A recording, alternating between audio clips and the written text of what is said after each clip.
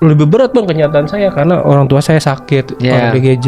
Terus saya harus ngidupin anak, istri, 4 orang, belum lagi ya kan. Nah itu karena saya udah kita nggak usah dibawa asik aja. Iya dibawa asik, nggak usah ngeluh, nggak usah kayak banyak ngomong, nggak usah ini udah kita kerja. Laki-laki tidak banyak bicara ya. Tiba-tiba tiba-tiba pingsan. tiba-tiba buset pinggang gue sakit banget. Tiba-tiba begitu ngepijit ya.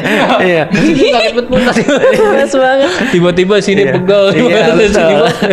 Iya, ya intinya kita ikhlas bener. Terus ada ya ridho orang tua itu mungkin yang saya harusnya bersyukur sih. Indonesia tuh kita tuh underrated banget kata bersyukur itu. Jadi kan ada kerjaan gitu ya bersyukur.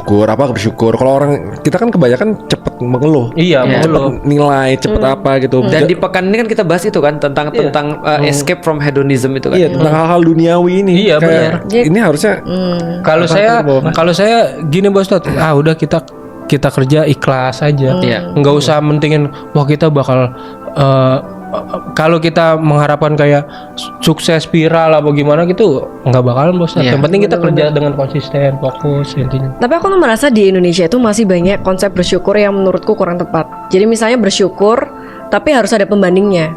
Misalnya gini, kamu harus bersyukur nih karena masih banyak yang belum makan. Betul. Kamu harus bersyukur nih karena kerjaanmu kerjaanmu masih bisa kerja lah, yang lain tuh ada yang belum kerja. Kayak kenapa kok kita tuh selalu perlu perbandingan, bersyukur sama membandingkan sama orang lain yang lebih at least kayak lebih di bawah kita gitu loh. Nah, aku sedikit lurusin dulu ya. Itu nggak sepenuhnya salah sih, tapi aku ngerti salahnya di mana.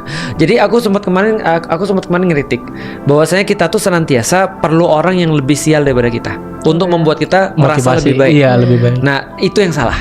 Tapi kalau misalnya kita bersyukur itu pasti ada pembandingnya. Tapi tidak menjadikan kemudian pembandingnya itu kita seneng dia susah. Gitu. Karena ada dua orang tuh. Ada orang merasa contoh kayak gini ya. Lihat tuh orang-orang lain. Dia udah cerai nih. Wah, untung banget kita nih masih dikasih oleh Allah. Tapi di dalam hatinya tuh dia seneng ketika temannya tuh. Iya, benar. Itu yang untuk salah. buat dia feel better gitu. Bener. Nah, itu yang salah. Tapi kalau kita cuma merasa bahwa kita kesyukuran tuh ya tetap harus ada. Kata orang tuh gini, tidak akan pernah datang kecukupan sebelum ada kesyukuran. Tapi kenapa nggak bersyukurnya itu dibandingkan sama diri kita yang lama misalnya? Kenapa harus sama orang lain? Bisa. Makanya yang orang lain nggak boleh untuk meremehkan dia. Tapi kalau misalnya kita bilang ya contoh misalnya kayak gini ya, hati-hati memang harusnya. Alhamdulillah rumah yang lain kebanjiran, kita enggak. Itu problematis. Karena dia mensyukuri orang lain yang lagi kebanjiran tuh.